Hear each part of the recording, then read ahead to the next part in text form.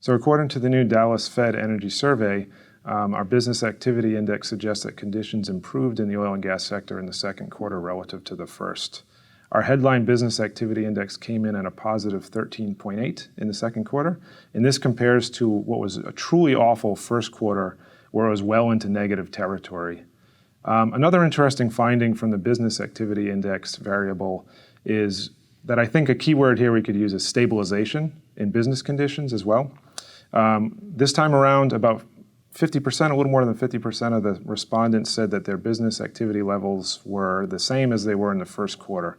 And that's a marked difference from what we found in the first quarter results, where more than half of survey respondents said that business activity levels actually declined.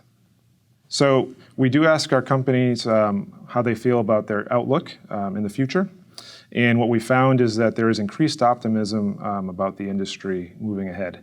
What we found is our headline outlook index increased to a positive number this quarter, and that's very different from the last quarter where it was in negative territory. Interestingly, though, what we found is most of the newfound optimism is really being driven by the exploration and production companies.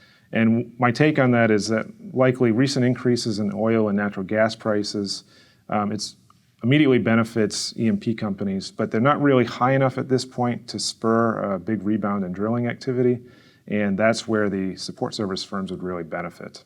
And in terms of the price outlook, we had a great special question this quarter where we asked companies what did they expect WTI prices to be at the end of the year.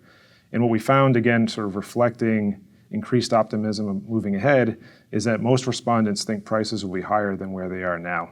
So probably in about the last month or so, oil prices have been around $45 to $50. And what respondents are saying is well more than half of them think oil prices will be higher than $50 at the end of the year.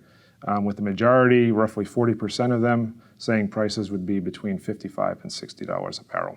This question about when the oil market is going to come into balance has received a lot of attention in the media and in the industry. And so we asked the executives what they think about the topic. And what we found is most market participants actually believe we'll be in balance in the next year or so. About a third of the respondents believe the oil market will reach balance by the end of 2016. And more than 70% of respondents believe that the market will be in balance by the end of the second quarter in 2017.